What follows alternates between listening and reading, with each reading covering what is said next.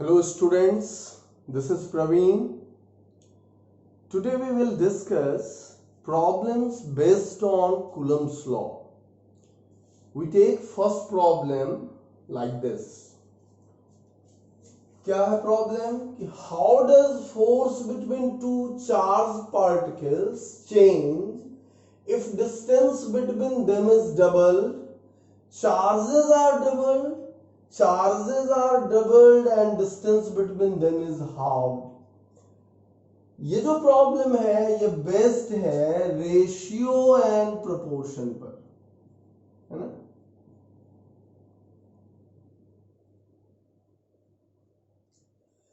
ऐसे प्रॉब्लम्स में उसके डिटेल्स सॉल्यूशन करने की जरूरत नहीं होती है। कई बार स्टूडेंट्स पूरा फॉर्मूला यूज करते हैं, हर एक टर्म को बार बार लिखते हैं। ऐसी कोई जरूरत नहीं है, सिर्फ देखना है कि किस क्वांटिटी के चेंज की बात कर रहे हैं और वह चेंज किसके बदलाव से पैदा होता है। यानी डिपेंडेंट और इंडिपेंडेंट वेरिएबल्स के ही केवल रिलेशंस लिखेंगे, rest all are suppose to be constant. जैसे यहां पर किसकी बात किया जा रहा है, फोर्स के बदलने की बात की जा रही है और यहां पहले प्रॉब्लम में केवल डिस्टेंस को चेंज किया जा रहा है। तो फोर्स में और डिस्टेंस बिटवीन चार्ज पार्टिकल्स में क्या रिलेशन है यही देखना है। तो हमें पता है कि दो चार्ज पार्टिकल के बीच जो फोर्स है वो कूलम्ब फोर्स है और ये हम लोग कैसे लिखते हैं, some constant k q1 q2 by r square. और तुम्हें पता है कि इस k का जो वैल्यू होता है ये 9 into 10 to the power 9 newton metre square upon coulomb square होता है। लेकिन इस गिवन प्रॉब्लम में हमें इसकी कोई जरूरत नहीं है ना। तो जो पहला सवाल है अपना वो क्या है, फोर्स कैसे बदलता है डिस्टेंस के साथ।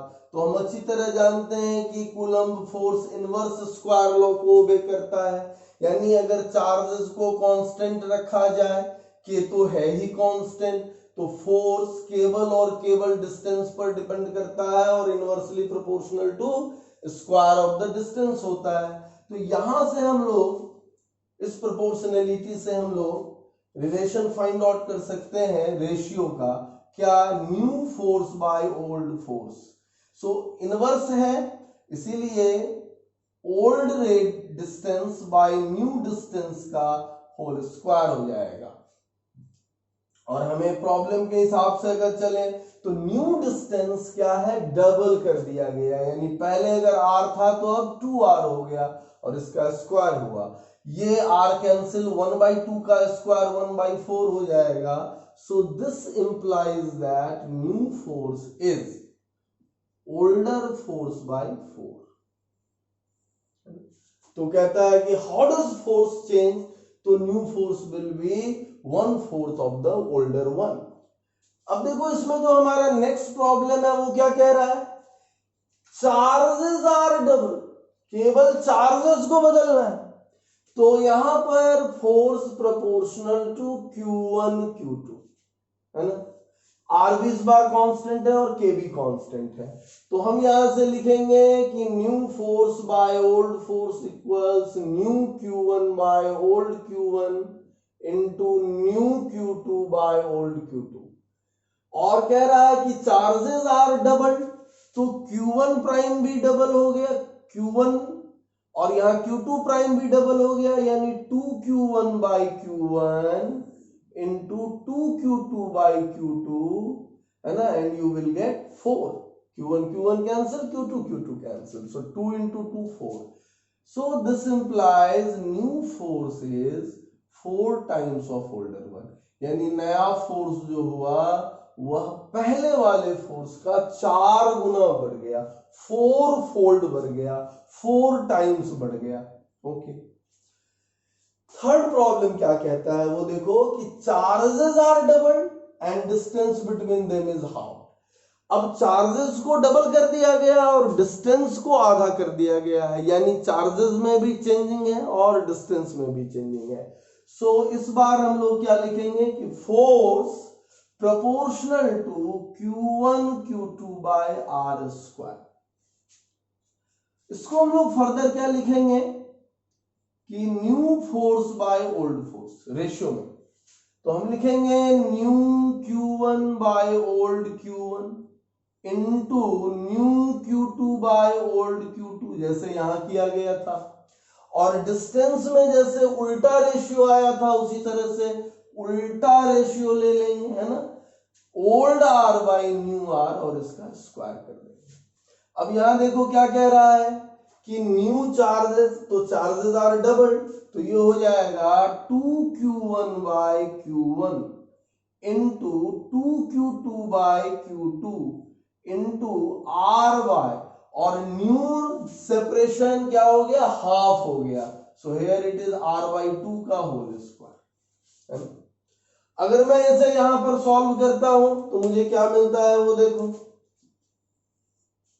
हमें मिलता है new force by old force equals Q1 Q1 cancel हो गया, Q2 Q2 कैंसिल, और ये R कैंसिल, ये 2 ऊपर चला जाएगा, तो 2 इंटू 2, और ये 1 बाय 2 यानी 2 का स्क्वायर, है ना, तो ये हो गया 4, ये हो गया 4, तो 16 times. So new force is 16 times of older one, है ना, 16 गुना बढ़ गया फोर्स, है ना। तो इस तरह के सवाल ढेरों मिलते हैं, और ऐसा नहीं कि यहीं पे मिलेगा, फिजिक्स में बहुत सारे चैप्टर्स में आपको इस तरह के सवाल मिलेंगे जो रेशियो एंड प्रोपोर्शन पर बेस्ड होता है। तो हमें उस वक्त ध्यान देना है कि बदलाव किस में हो रहा है, और अकॉर्डिंगली हम लोग प्रॉब्लम्स को सॉल्व करेंगे। चलो हम लोग नेक्स्ट प्रॉब्लम देखते हैं जो परसेंटेज चेंज पर बेस्ड होता है।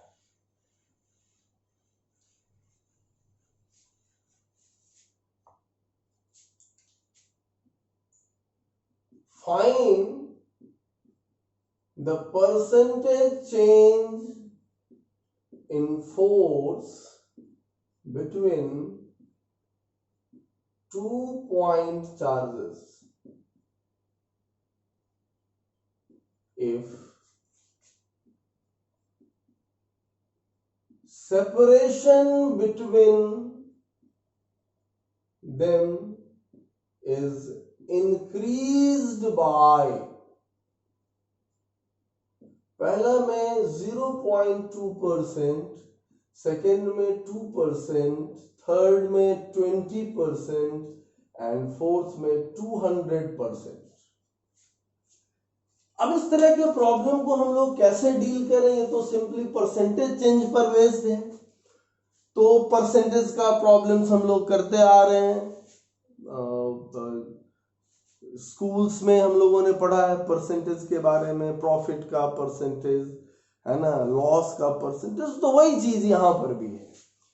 बट जब हम लोग इसके प्रॉब्लम्स के साइज पर देखते हैं तो ये जो पहला 2 सवाल है और ये जो सी और डी है, हम देखते हैं यहां पर परसेंटेज चेंज क्या है, स्मॉल परसेंटेज, और यहां पर क्या है, इट्स लार्ज, है ना।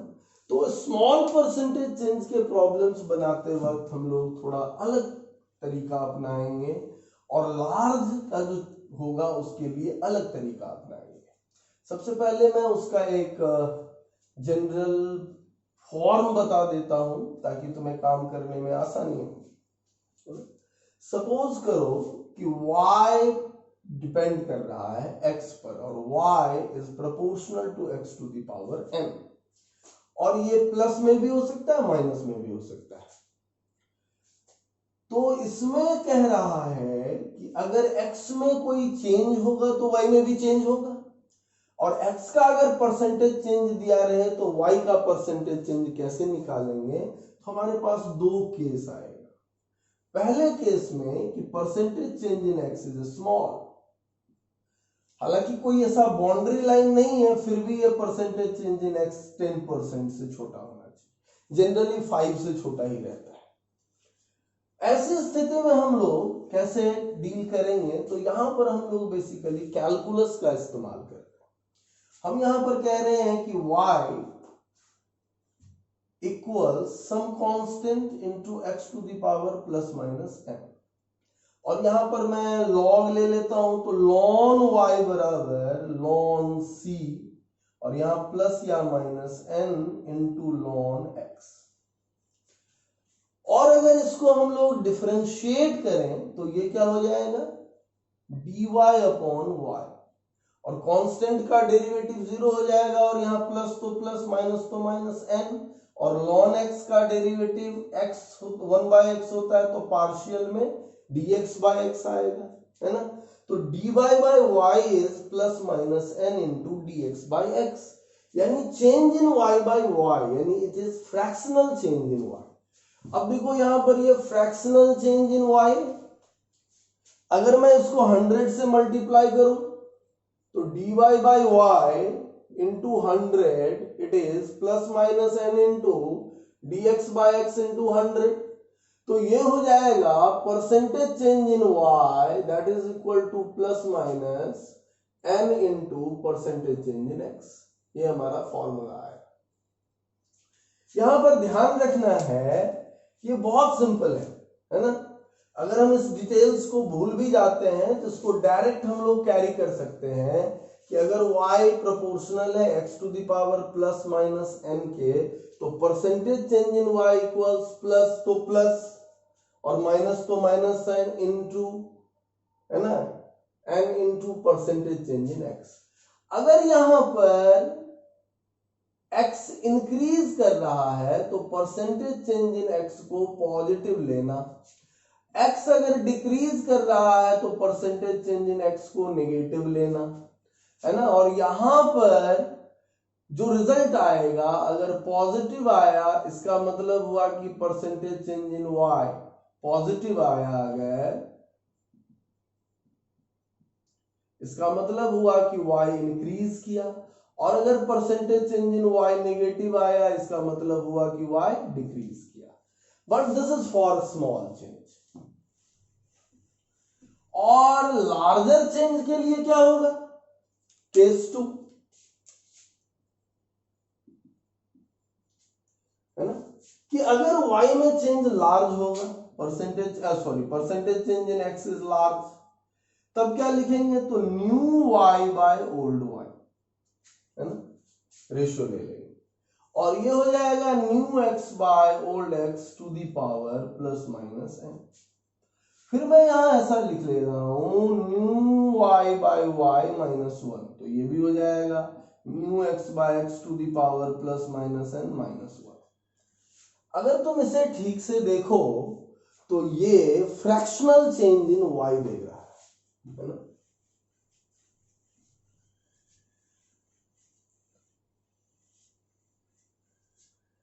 So this will be y prime minus y upon y.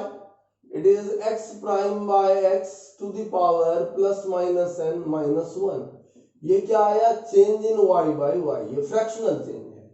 और delta y by y into 100 अगर कर दें तो ये हो जाएगा x prime by x to the power plus minus n minus 1। इसको भी मल्टीप्लाई कर दे 100 से, तो ये हमको मिल गया परसेंटेज चेंज इन y, यानी new x by old x to the power plus या माइनस n जो भी रहे उसमें से 1 माइनस करेंगे और उसको 100 से मल्टीप्लाई कर देंगे। तो this formula should be used for finding out percentage change in y if percentage change in x is large. तो ये रिजल्ट तुम ध्यान में रखोगे तो ये सारे सवाल बड़े आसानी से बन जाएंगे, है ना। सो लेट अस टेक, अब देखो हमारा प्रॉब्लम था कि कह रहा है कि सेपरेशन जो है, प्रॉब्लम को मैं फिर से लिख देता हूं, परसेंटेज चेंज इन फोर्स क्या होगा अगर परसेंटेज इंक्रीमेंट इन r बराबर 0.2% से इंक्रीज किया, 2% से इंक्रीज किया, 20% से इंक्रीज किया और 200% से इंक्रीज किया। यही हमारा प्रॉब्लम। तो पहला जो दो प्रॉब्लम है इसमें परसेंटेज चेंज क्या है, स्मॉल है, और ये जो दो प्रॉब्लम बाद का है इसमें परसेंटेज चेंज लार्ज है। जिसमें परसेंटेज चेंज स्मॉल है उसमें हम लोग ये वाला फॉर्मूला यूज करेंगे, और जिसमें परसेंटेज चेंज लार्ज है उसमें ये वाला फॉर्मूला यूज करेंगे, है ना। So let us take the problem.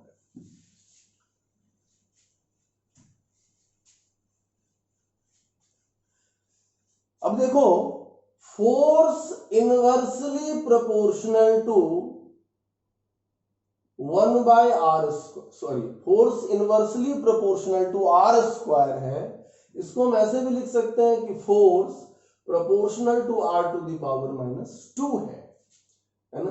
तो यहां पर n जो था तुम्हारे फॉर्मूला में वो n निगेटिव आ गया। सो हम कहेंगे कि परसेंटेज चेंज इन f बराबर -2 इंटू परसेंटेज चेंज इन r। ये फॉर्मूला कब एप्लीकेबल होगा? जब परसेंटेज चेंज इन r क्या हो? स्मॉल हो। तो ए प्रॉब्लम में परसेंटेज चेंज इन r कितना दिया हुआ है? 0.2%।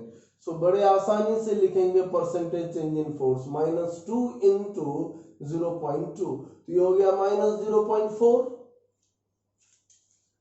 और percentage change in force negative आया, इसका क्या मतलब हुआ? तो इसका मतलब हुआ कि फोर्स रिड्यूस कर रहा है। So percentage change in force is 0.4% and it reduces. B में क्या दिया हुआ है? परसेंटेज चेंज इन आर है 2%। सो परसेंटेज चेंज इन फोर्स बराबर -2 इंटू 2%। क्यों हम प्लस ले रहे हैं? क्योंकि ये कह रहा है इंक्रीज कर रहा है। अगर कहता कि आर डिक्रीज कर रहा है तो यहां माइनस लेते, तब ये माइनस माइनस प्लस हो जाता, तब फोर्स इंक्रीज कर जाता। लेकिन ये आया -4%। This implies that percentage change in force is 4% and it reduces. तो फोर्स घट रहा है ना। लेकिन थर्ड में सी और डी में ये 20% इंटू 100% है। अब इस प्रॉब्लम को कैसे डील करेंगे? तो इसके लिए जो हमारा फॉर्मूला होगा वो पहले वाला फॉर्मूला नहीं होगा, वो ये वाला फॉर्मूला आएगा। सो लेट अस टेक, अब देखते हैं क्या करेंगे। तो अब जो हमारे पास आएगा वो हम लिखेंगे percentage change in force, it is new r by old r, है ना। और पावर कितना है? -2, सो हियर -2 -1 इंटू 100, है ना। इस फॉर्मूले पे बन जाएगा सी। सी में क्या कह रहा है? परसेंटेज चेंज इन आर कितना है? 20%। तो यहां से हम लोग निकालेंगे न्यू आर, और ये इंक्रीज कर रहा है तो न्यू आर हो जाएगा ओल्ड आर प्लस, इंक्रीज कर रहा है इसलिए प्लस, अगर ये डिक्रीज रहता तो यहां माइनस, और ओल्ड आर का 20% यानी 20/100 यानी 1/5। इसको लिखोगे तो कितना हो जाएगा? ये 6/5 आर। और हमें r प्राइम बाय आर चाहिए, तो r प्राइम बाय आर बराबर कितना हो गया? 6/5। सो हम लिखेंगे परसेंटेज चेंज इन फोर्स बराबर, यहां क्या हो जाएगा? r प्राइम बाय आर यानी 6/5 टू द पावर -2 -1 इंटू 100। अब देखो यहां पर पावर -2 है, तो इसको उल्टा कर दे रेशियो को, तो पावर 2 हो जाएगा। So it is 5/6 to the power 2 -1 into 100। तो ये कितना हो जाएगा? 25/36 -1 इंटू 100, है ना। और इसको अगर हम लोग सॉल्व करते हैं तो ये आता है -11/36 इंटू 100। अगर हम लोग इसको सॉल्व करें तो ये लगभग -30.6% के आसपास आएगा। अब जब मैं कह रहा हूं कि ये माइनस में है, इसका मतलब है कि ये फोर्स रिड्यूस कर रहा है ना। तो इसको सीधे सीधे कहें कि फोर्स का परसेंटेज चेंज आया कितना? 30.6% एंड इट रिड्यूसेस, है ना। चलो अब हम लोग देखते हैं problem number D.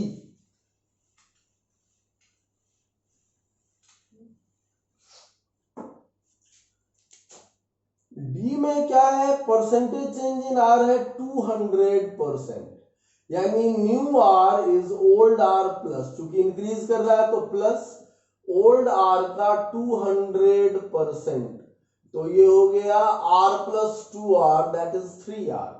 So percentage change in force बराबर new r by old r to the power -2 - 1 into 100। ये कितना आ जाएगा? Mu r is 3r by old r to the power -2 -1 into 100। ये हो गया 3 का पावर -2 -1 into 100। ये हो गया 1/3 का स्क्वायर, यहां लिख दूं 1/3 का स्क्वायर -1 into 100, और ये हो जाएगा 1/9 -1 into 100, सो -8/9 into 100।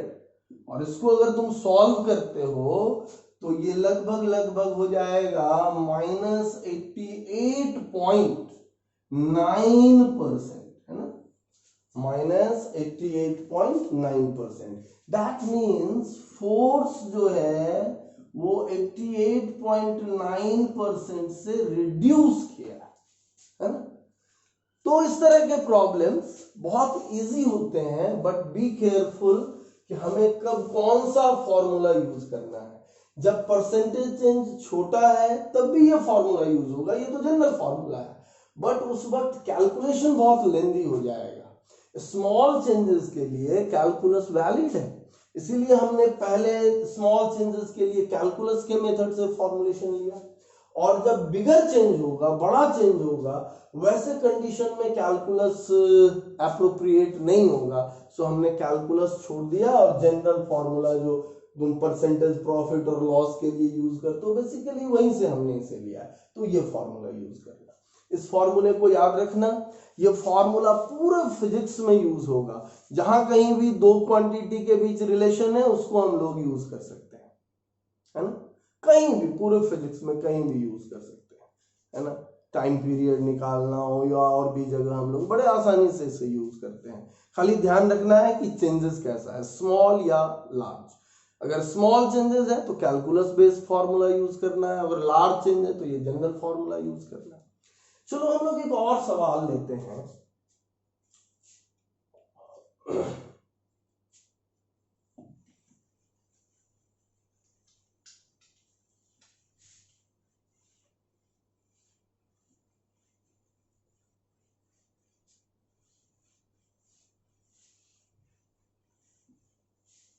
अब ये जो प्रॉब्लम है ये बहुत ही सिंपल प्रॉब्लम है। कह रहा है कि एक पार्टिकल है जिसका चार्ज है Q प्लस Q और वो फिक्स्ड है ना, दिस इज फिक्स्ड, और इस चार्ज पार्टिकल से किसी r डिस्टेंस पर एक चार्ज पार्टिकल जिसका चार्ज है -Q और मास है m, वो एक सर्कुलर पाथ पर घूम रहा है।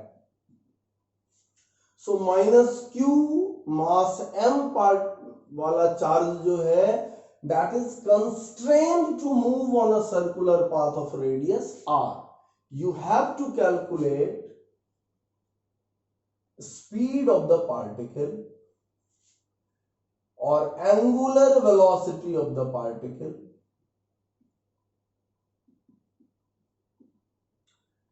time period of revolution और angular frequency of revolution. This is the angular frequency. दोनों को ही हम लोग ओमेगा से डिनोट कर रहे हैं, लेकिन कंफ्यूज नहीं होना है। तो ये सारा कुछ हम लोग कैलकुलेट कर सकते हैं, है ना। तो देखते हैं कैसे करेंगे। अब तुमने पढ़ा है सर्कुलर मोशन में कि जब कोई पार्टिकल सर्कुलर पाथ पर घूमे और यूनिफॉर्मली घूमे, ये यूनिफॉर्म सर्कुलर मोशन का प्रॉब्लम हो गया, तो उस पार्टिकल पर एक फोर्स टुवर्ड्स सेंटर होना चाहिए, है ना। तो सेंटर पर जो ये फिक्स पार्टिकल है Q और ये -Q, इसके बीच में अट्रैक्शन फोर्स लगेगा, लेकिन हमको इस बिग Q पे फोर्स नहीं देखना है, जो चक्कर लगा रहा है उस पर फोर्स देखना है। तो उस पर कौन सा फोर्स लगेगा, कूलम्बिक फोर्स लगेगा, है ना। और यही कूलम्बिक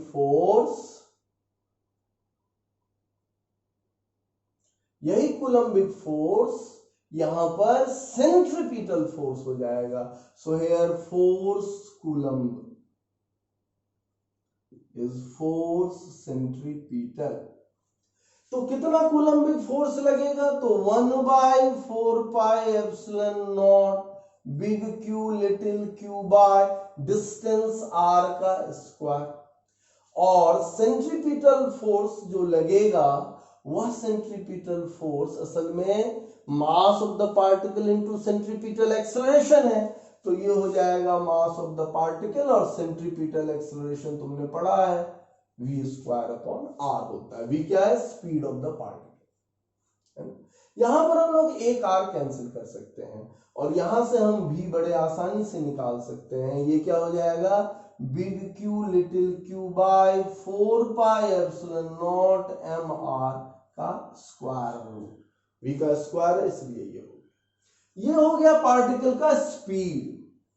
अब जो है हमें निकालना है उसका टाइम पीरियड ऑफ रिवॉल्यूशन, है ना? क्योंकि एंगुलर वेलोसिटी निकालना है तो डायरेक्ट आ जाएगा। तुम्हें भी पता है एंगुलर वेलोसिटी निकालना है तो तुम निकाल सकते हो ओमेगा इक्वल्स v/r, है ना? तो यहां से तुम कैलकुलेट कर लेना।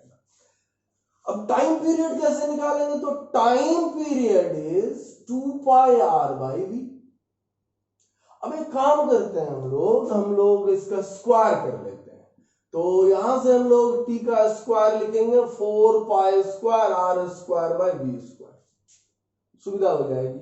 t का स्क्वायर हो गया 4π²r² v का स्क्वायर अगर करेंगे तो क्या लिखेंगे? v के स्क्वायर को q इंटू 4πε0 mr। तो ये हो गया 4π²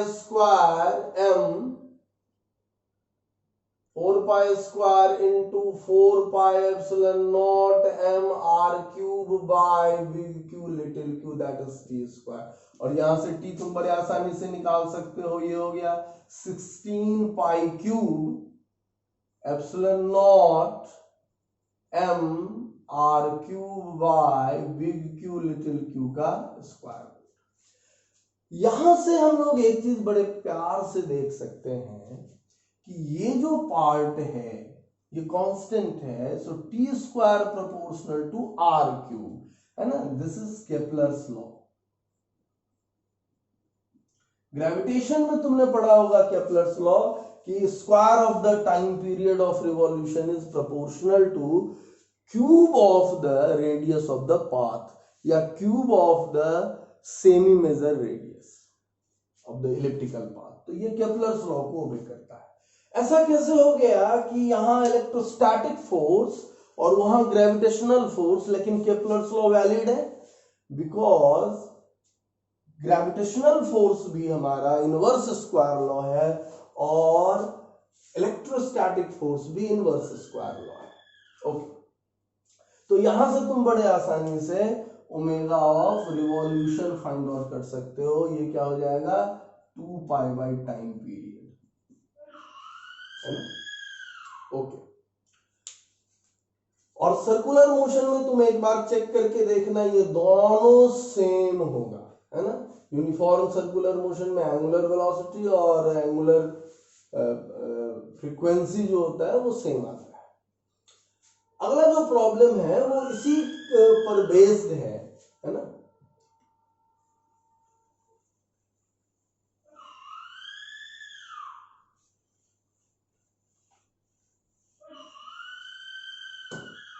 उस प्रॉब्लम में कह रहा है कि दो पार्टिकल है जो एक सर्कल, जो r रेडियस का सर्कल है उस पर घूम रहा है। एक का चार्ज q मास m है, दूसरे का चार्ज -q मास m है ना? तो ये दोनों एक दूसरे का एंटी पार्टिकल है ना? This is anti particle system. एक +q मास m, -q मास m। अब कह रहा है कि इसका स्पीड बताओ, किस स्पीड से रिवॉल्व करेगा? ये इस तरह से रिवॉल्व कर रहा है कि हमेशा डायमेट्रिकली अपोजिट पॉइंट पर है।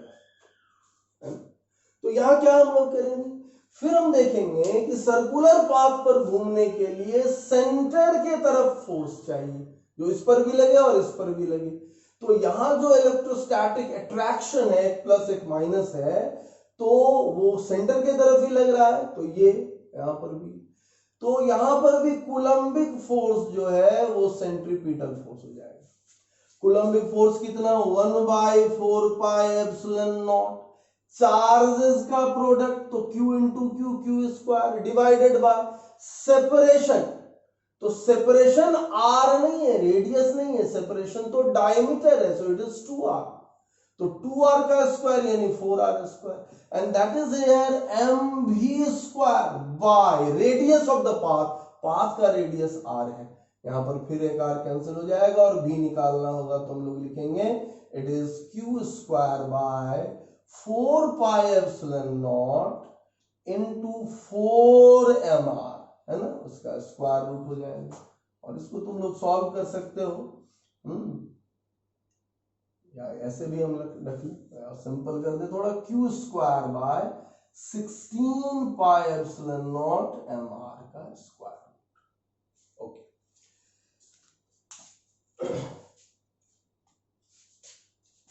अब हम लोग इसमें एक और प्रॉब्लम लेते हैं जो कि सिंपल अप्रोच पर ही बेस्ड है। हालांकि उस प्रॉब्लम के हम मल्टीपल सॉल्यूशंस ढूंढ सकते हैं, बट अभी मैं उसको एक सिंपल फॉर्म में ही करूंगा।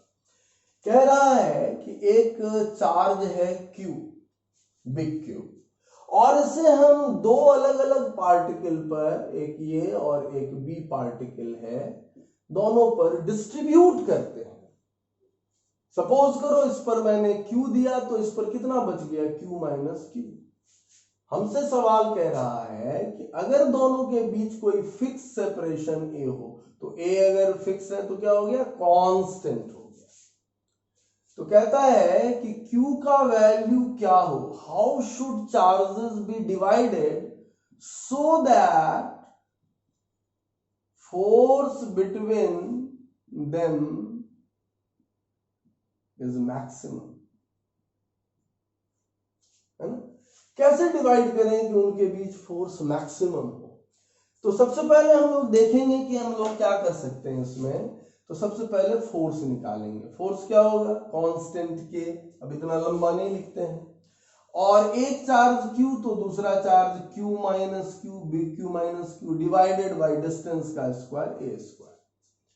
अब इस फोर्स में गौर करके देखो कि बदल कौन रहा है, बदल रहा है केवल लिटिल Q, जो हमें नहीं पता है, वेरिएबल यही होगा, यही नहीं पता है।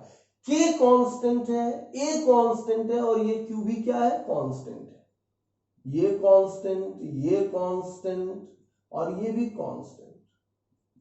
तो F किसका फंक्शन होगा, लिटिल Q का। So force is function of little Q, it is K by A square, little Q into big Q minus little Q का स्क्वायर। अब हमें एक फंक्शन मिला और प्रॉब्लम कह रहा है कि फोर्स बताओ मैक्सिमम कब होगा। तो प्रॉब्लम मैक्सिमा मिनिमा का आया, और तुम जानते हो मैक्सिमा और मिनिमा के सवाल बनाने के लिए हम लोग क्या करते हैं, फर्स्ट डेरिवेटिव को जीरो करते हैं। अब इसमें मैक्सिमा ही होगा या नहीं, ये कैसे पता, तो उसके तो सेकेंड डेरिवेटिव टेस्ट है, तो तुम सेकेंड डेरिवेटिव टेस्ट भी कर सकते हो, है ना। दूसरी बात कि फोर्स कम से कम कितना होगा, जीरो, है ना। तो यहां पर कम से कम फोर्स जीरो होगा, इसीलिए जो हम लोग सॉल्यूशन करेंगे वो मैक्सिमा के लिए ही एग्जिस्ट करेगा। फिर भी हम यहां पर देखेंगे for F to be maximum क्या होना चाहिए, dF dQ जीरो होना चाहिए, और d2F dQ स्क्वायर क्या होना चाहिए, यहां पर नेगेटिव होना चाहिए। So let us check first, है ना। मैक्सिमा के लिए यही कंडीशन है कि फर्स्ट डेरिवेटिव उस पॉइंट पर जीरो होना चाहिए और सेकेंड डेरिवेटिव उस पॉइंट पर नेगेटिव होना चाहिए जहां पर वो मैक्सिमा एग्जिस्ट करेगा। तो यहां पर हम लोग सबसे पहले dF dQ निकालते हैं। तो K बाय स्क्वायर बाहर आ गया कांस्टेंट, और इसका डेरिवेटिव हो जाएगा big Q minus Q square का डेरिवेटिव हो जाएगा 2q, और इसका जब सेकेंड डेरिवेटिव करेंगे तो d2f dq स्क्वायर ये हो जाएगा k बाई ए स्क्वायर, और बिग क्यू कांस्टेंट है डेरिवेटिव 0 यहां हो जाएगा -2, so you will get -2k by A square. k और a स्क्वायर पॉजिटिव कांस्टेंट है, सो हियर इट इज नेगेटिव, यानी ये मैक्सिमा के लिए ही एग्जिस्ट कर रहा है। सो फॉर मैक्सिमा हम क्या लिखेंगे, फर्स्ट डेरिवेटिव 0 होना चाहिए। For force to be maximum first derivative 0 करो। अब इसे फर्स्ट डेरिवेटिव क्या आया है, k by A square big Q minus 2q that is 0। ये तो 0 नहीं होगा, यही 0 होगा, सो q minus 2q is 0, so little q is q by 2, यानी डिस्ट्रीब्यूशन क्या होना चाहिए, हाफ हाफ होना चाहिए। और ऐसी स्थिति में यानी आधा आधा चार्ज बढ़ जाए। और अगर पूछे कि फोर्स मैक्सिमम कब होगा तो लिखेंगे force at q equals big q by 2, है ना। जब लिटिल q के जगह पर q बाई 2 पुट करेंगे तो फोर्स मैक्सिमम होगा, और फोर्स मैक्सिमम निकाल लो, क्या लिखोगे, है ना। तो k big q by 2 into big q by 2 by square, तो फोर्स मैक्सिमम कितना आया, k q square by 4a square, this is the maximum force. Okay, आज हम लोग यहीं तक रखते हैं इन दिस लेक्चर। अगले लेक्चर में हम लोग फिर और कुछ प्रॉब्लम्स लेंगे जो इंटरेस्टिंग प्रॉब्लम्स है कूलम लॉ पर बेस्ड, है ना। अगर आपको हमारा ये लेक्चर पसंद आया हो तो please like, subscribe and share. Thank you.